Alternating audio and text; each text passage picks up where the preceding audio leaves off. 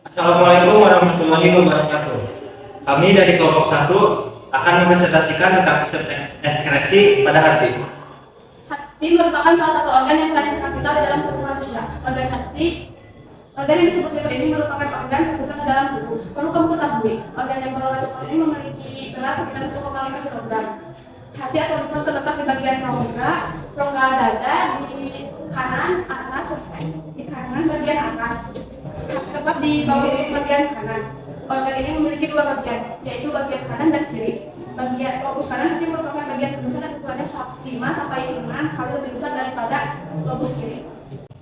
Hasil berfungsi menghasilkan hal berikut. 1. Empedu, berupa cairan berwarna hijau. Terasa pahit serta berasal dari perombakan hemoglobin sel-sel darah merah yang sudah kuat. Cairan empedu ini mengandung beberapa bahan, misalnya garam-garam empedu, pigmen bilirubin, kolesterol, mineral, dan air. Kedua, trombopoietin, yaitu hormon glikoprotein yang mengendalikan proses keping darah oleh sumsum tulang belakang. Ketiga, albumin merupakan komponen plasma darah. Keempat, angiotensinogen, yaitu hormon yang akan diaktifkan oleh enzim renin ginjal dan berperan dalam peningkatan tekanan darah. Kelima, enzim arginase, berperan mengubah arginin menjadi ornitin dan urea.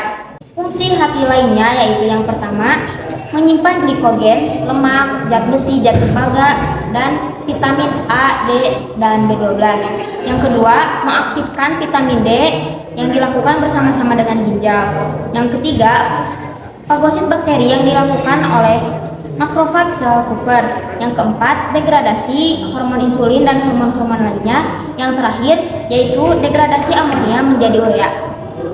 Hasil ekskresi pada hati ada menghasilkan empedu, berombak, sel darah merah atau hemoglobin yang rusak dan tua, detoksifikasi zat racun, metabolisme lemak, metabolisme gula. Proses pembuangan metabolisme dari dalam tubuh melalui hati itu dilakukan oleh organ hati dan dibantu juga oleh empedu, usus halus, dan pankreas. Semuanya berawal dari sel darah merah atau eritrosit yang mengalami kerusakan parah atau bahkan kematian setelah jangka waktu kurang lebih 3 bulan atau 4 bulan atau 120 hari. Eritrosit yang mengalami kerusakan atau kematian akan dikirim ke hati melalui pembuluh darah.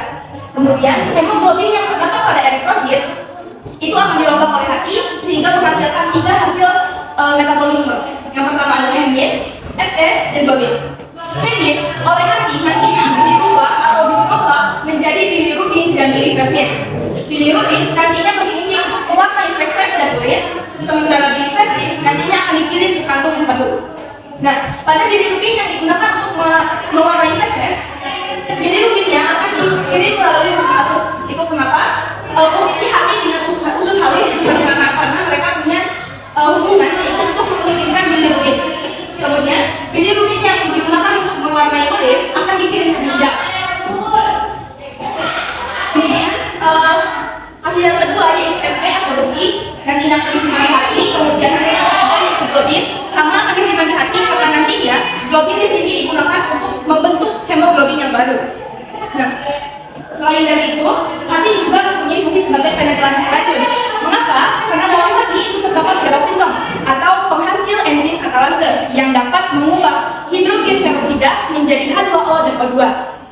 Kemudian untuk proses deaminisasi atau pengurangan jumlah asam amonia yang terdapat pada hati itu dilakukan juga pada organ ini. Sama proses pencernaan protein akan dirombak menjadi urea dan NH3. Urea nanti akan dikirim melalui ginjal, kemudian dibuang. Sementara NH3 yang dihasilkan dari sistem pencernaan tersebut akan dikirim ke hati, kemudian dirombak menjadi olentin, kemudian dirombak menjadi citrulline, arginin, kemudian mengalami proses arginase dan kembali menjadi urin untuk dibuang melalui ginjal. Selanjutnya ada beberapa penyakit pada hati. Yang pertama ada sirosis hati, adalah penyakit liver tahap lanjut dengan kondisi jaringannya yang telah rusak dan mengalami peradangan. Kedua, selanjutnya ada penyebab sirosis hati. Pertama ada konsumsi alkohol berlebih dalam jangka panjang. Kedua, penumpukan lemak pada hati karena obesitas dan diabetes. Tiga, penumpukan dari sel-sel jaringan ikat fibroblas yang juga menyebabkan penumpukan kolagen. Ketiga, gejala cirrhosis hati. Yang pertama ada lemas, kehilangan selera makan, mual-mual, demam, lalu penurunan berat badan. Dan jika makin parah, gejalanya akan yang pertama ada warna kuning pada mata, lalu mudah memar dan berdarah, kulit gatal dan terdapat bintik merah, darah pada tinja, warna urin kecoklatan, lalu penurunan fungsi organ reproduksi pada pria dan menopause dini pada wanita. Selanjutnya, untuk pengobatan cirrhosis hati, biasanya obat untuk mengurangi tekanan darah tinggi yang membawa darah dari jantung ke hati. Kedua, diuretik untuk mengurangi kadar garam yang berlebih dan mengurangi edema, dibuang melalui urin. Lalu ada laktulosa untuk membersihkan racun dalam tubuh yang berdampak pada masalah fungsi otak atau sulit berkonsentrasi. Lalu ada penyakit yang kedua, hemochromatosis, adalah kondisi ketika kadar zat besi dalam tubuh terlalu banyak. Jika tidak ditangani, zat besi akan menumpuk di dalam organ tubuh dan dapat menimbulkan kondisi serius seperti sirosis hati dan gagal jantung. Lalu penyebabnya bisa dikarenakan oleh perubahan atau mutasi pada gen yang mengatur penyerapan zat besi oleh tubuh. Transfusi darah jangka panjang, misalnya pada penderita thalassemia. Selanjutnya gagal ginjal kronis yang sudah pada tahap cuci darah.